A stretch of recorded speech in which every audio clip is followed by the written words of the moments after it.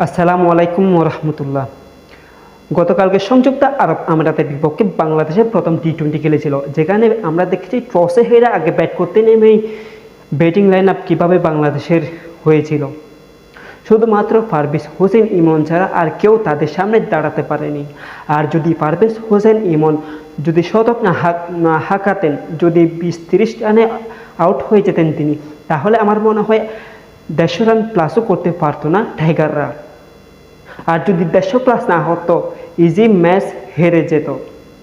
তাদের batting line up দেখেন, সংযুক্ত আরব আমিরাতের প্রথমে যেভাবে খেলেছিল, শেষ পর্যন্ত যদি সেভাবে খেলতো তাহলে বাংলাদেশকে এখানে খুঁজে পাওয়া যেত না। শুধুমাত্র পারভেজ হোসেন ইমনের জন্য বাংলাদেশের জয়টা আসছে। তিনি যদি সেঞ্চুরি না হাঁকাতেন তাহলে বাংলাদেশ অনেক আগে হেরে যেত। আপনি একটা কাজ করেন, আপনি পারভেজ হোসেন ইমনের শতকটা ম্যানেজ করে দেন। বাংলাদেশ টোটাল টার্গেটই দিয়েছিল 192 রানের। সেখান থেকে আপনি যদি পারভেজ হোসেন ইমনের শতক বাদ দেন, ম্যানেজ করে দেন, 100 রান ম্যানেজ করেন, 191 রান থেকে যদি 100 রান যদি ম্যানেজ করে দেন, তাহলে আর কত থাকে? আর পারভেজ হোসেন ইমন ছাড়া আর সবাই মিলে কত রান করেছে একটু আপনি দেখেন। 20 রান প্লাস করতে পারেনি, সর্বোচ্চ 20 রান। দ্বিতীয় হাইয়েস্ট হচ্ছে বাংলাদেশের রান 20 রান। পারভেজ হোসেন তো সেঞ্চুরি হাঁকিয়েছেন, সেটা তো আছেই। আর 20 রানের উপর আর কেউ যেতে পারেনি। কেন ভাই? এই ছোট দলের সাথে যদি বাংলাদেশের পরিণতি এভাবে হয়, তাহলে বড় দলের সামনে কীভাবে দাঁড়াবে? আমাদের সামনে কিন্তু পাকিস্তানের সাথেই সিরিজ আছে, 5টি টি-20 ম্যাচ আছে। তাদের সামনে গিয়ে বাংলাদেশ কিভাবে খেলবে আপনি একটু বিবেচনা করেন। আর দ্বিতীয় কথা হচ্ছে, বাংলাদেশের দ্বিতীয় সেঞ্চুরিয়ান হচ্ছে পারভেজ হোসেন ইমন। দীর্ঘ 9 বছর পর তিনি সেঞ্চুরি হাঁকিয়েছেন বাংলাদেশ হয়ে টি-20 ফরম্যাটে। সেখানে নতুন একটা রেকর্ড করলেন তিনি।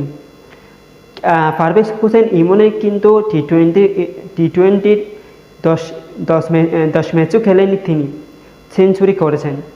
তবে তার ধারাবাহিক কতটুকু ধরে রাখতে পারবে তা কিন্তু পাকিস্তানের বড় একটা পরীক্ষা হবে। পাকিস্তানের সামনেই তার দ্বিতীয় ম্যাচ, হয়তো আগামীকালকেই দ্বিতীয় ম্যাচ। সেখানে কীভাবে খেলে জানি না। যদি বাংলাদেশের ব্যাটিং লাইন আপ যদি এভাবেই চলে, তাহলে বাংলাদেশ গড়ে দাঁড়াতে পারবে না। সবাইকে কিন্তু একটা না একটা কিন্তু হাল ধরতে হবে। আমরা দেখেছি গতকালকে পারভেজ হোসেন ইমন সেঞ্চুরি হাঁকিয়েছেন। যদি সেঞ্চুরি তিনি না হাঁকাতেন, তিনি যদি না দাঁড়াতেন সেখানে, তাহলে 150 রানে অল আউট বাংলাদেশ। সেক্ষেত্রে ম্যাচটা ইজিলি হেরে যেত। আর তাদের যে ব্যাটিং লাইন আপ সংযুক্ত আরব আমিরাতের প্রথম ওভার থেকে 13 ওভার পর্যন্ত, ম্যাচটা কিন্তু সম্পূর্ণ ম্যাচ কিন্তু সংযুক্ত আরব আমিরাতের হাতেই ছিল। তাদের দুর্দান্ত ব্যাটিং যদি শেষ পর্যন্ত যদি ধরে রাখতে পারতো, তাহলে বাংলাদেশ কিন্তু ইজিলি হেরে যেত। কিন্তু ভাগ্যিস জয়টা বাংলাদেশের আসছিল, না হলে বাংলাদেশের মান সম্মান বলতে কিছুই থাকতো না।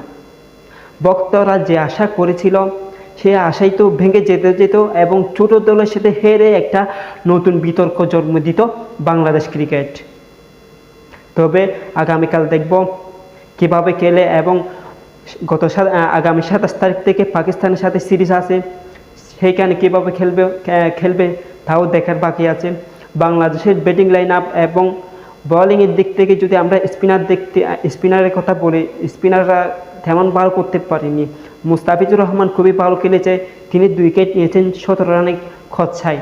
তিনি যদি না থাকতেন গতকালকে, তাহলে ম্যাচটা কোথায় গিয়ে দাঁড়াতো আল্লাহ ভালো জানে। তো আগামীকালের ম্যাচ দেখার অপেক্ষায় আছি। সামনে 27 তারিখ থেকে পাকিস্তানি সিরিজ আছে, সেইটাই দেখব বাংলাদেশ কিভাবে খেলে।